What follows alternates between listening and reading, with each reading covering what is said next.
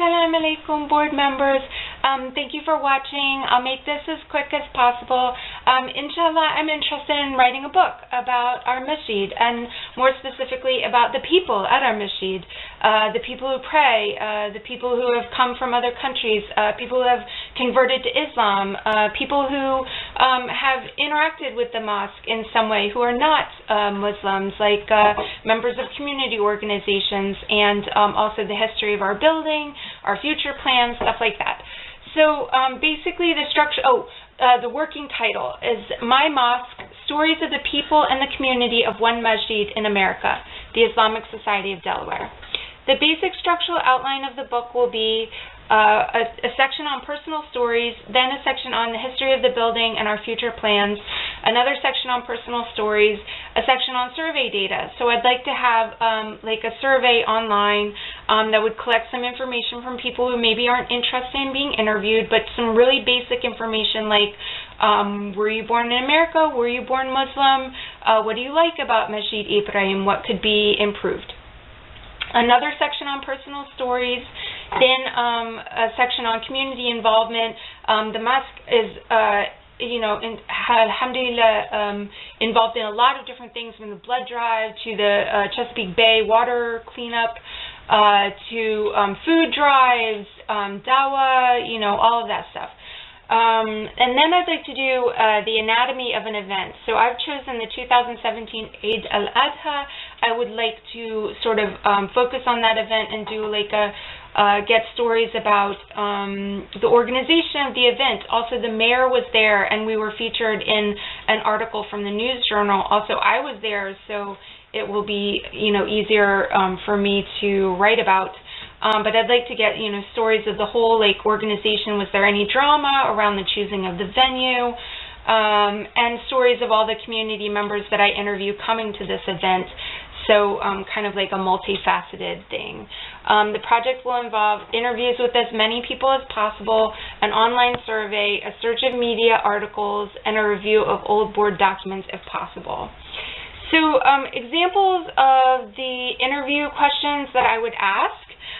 Hopefully I would be interested in interviewing all of you. So some of the questions that I might ask are, how often do you attend ISD? What programs or events do you attend? Do you attend Jummah prayer? Were you born Muslim? Were you born in America? Please share one childhood memory. Please share your story of immigration.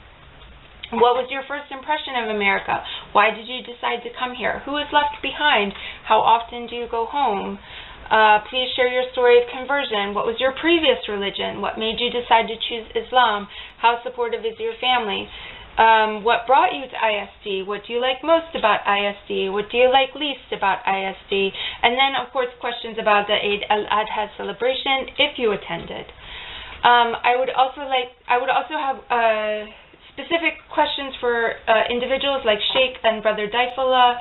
Also, I think some board members have specific information about the history of the building. I know I've been in several board meetings where it's been discussed of the history of the current building, and Brother Shafiq and Brother Kamar. Let's see. Also questions for people not affiliated with ISD. Who initiated the partnership? What was your experience?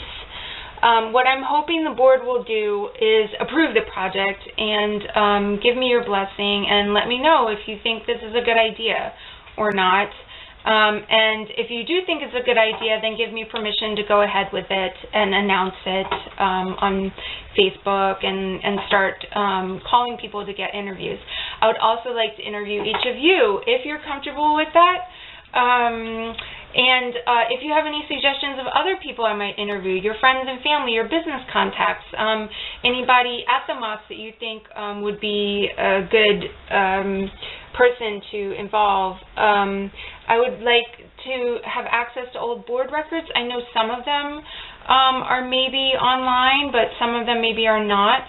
I was also hoping maybe somebody might speak with Sheikh and Brother Daifullah specifically and ask them if they're interested in being interviewed. And I also have a very short survey that I was hoping that we might put on ISD Connect. Okay, I am not asking for any money. I will not use anyone's real name. It will probably take me about a year to complete the project. So my qualifications, why am I a good person to write this book? I have published 3 novels with small publishing houses. I worked on one major research project for the previous mayor, James Sills. The topic was busing in charter schools. The project required interviews with local politicians and organizations, a review of charter applications, and writing and formatting a 50-page document. I've worked on 3 federal grants for schools. We received them all. I translated a novel into a screenplay for the Georgia Film Company, so that was some screenwriting. Okay, so Brother Shafiq had some questions. Who would be the targeted audience of this book, ISD community or the general public? I think that there would be a real interest from the general public for, stories such as these. Hopefully I think that there would be an interest in the ISD community to see their stories in print. So the targeted audience would be both. I would, explain any Islamic terms that come up as I write, so that people who are not Muslim can follow it. But I will use fake names to protect all of our community members. But I would make it detailed so that people who do know can recognize themselves and their family in the story. Will it be offered free or sold for a cost? What will be the estimated cost? And who will cover the cost?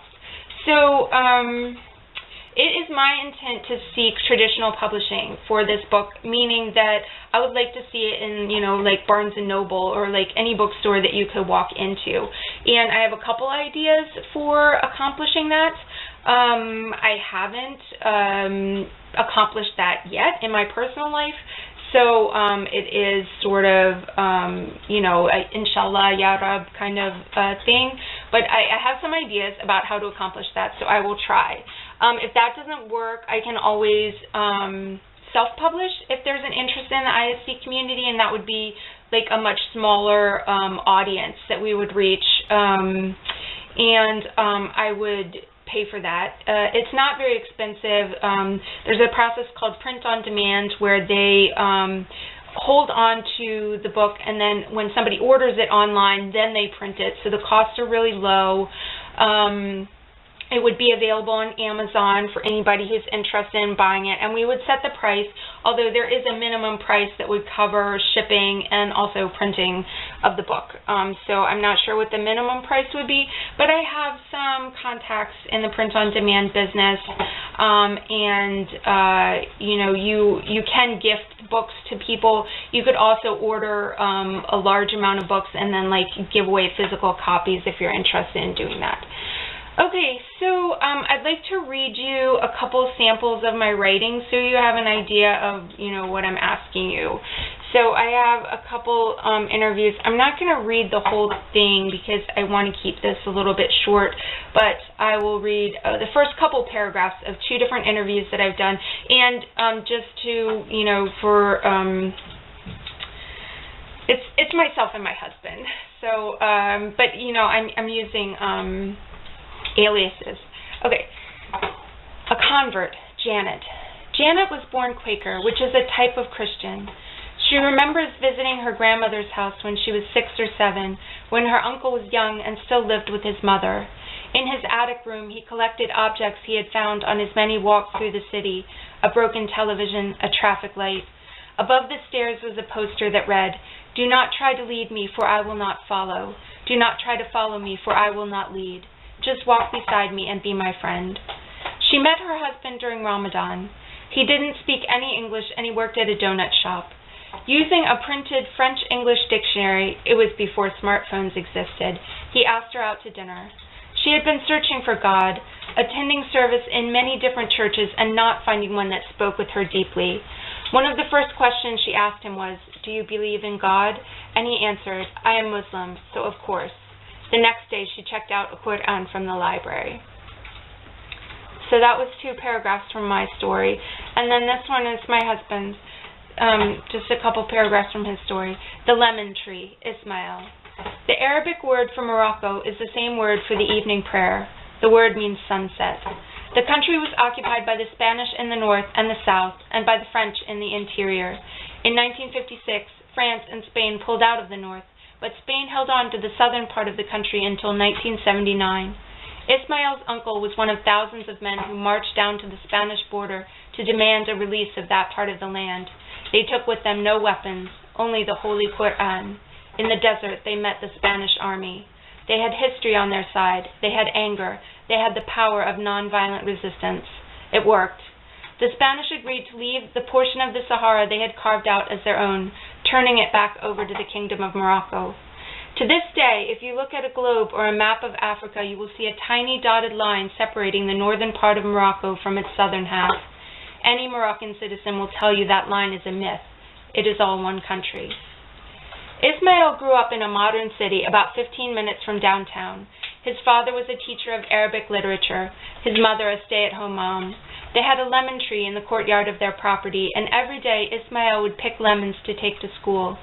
His mother would make lemonade and special preserved lemons that provide the foundation of several famous Moroccan dishes, such as chicken tagine with lemons and olives. To make a preserved lemon, you score fresh lemons deeply and fill the cavities with salt, then pack them away in jars for months until the fruit ferments. The rind becomes soft and flavorful, the perfect companion to simmered fowl. I used to eat lemons just like oranges, Ismail jokes, pantomiming peeling a lemon and popping it into his mouth. He won the green card lottery. All his friends were applying with no success. Year after year, they would send in applications only to receive rejection notices months later. Ismail laughed at them. Okay, I'm going to stop here. I'm going to attach all of these things to this email so that you can read them at your leisure. And I'm open to any suggestions. And alhamdulillah, you can see I've already started a little bit. But, you know, if you would like me to, if you don't approve this project, then I will absolutely will stop. But I'm very excited about it, and inshallah, I feel like it would be a good and helpful thing for the community, and thank you for watching.